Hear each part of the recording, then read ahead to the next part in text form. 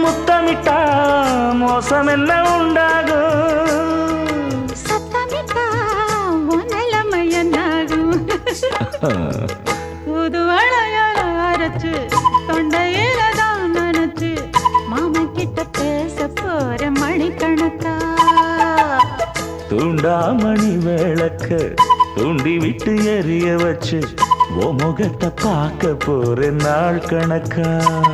அந்த இந்திரன் சந்திரனும் மாமன் வந்தா எந்திரிச்சு நிக்கணும். அந்த ரம்பையும் ஊர்வசியும் மயிலுக்கு தொண்டுகள் செஞ்சிடணும். நான் காத்தாகி ஊத்தாகி மாமனை தழுவி கட்டிக்கணும்.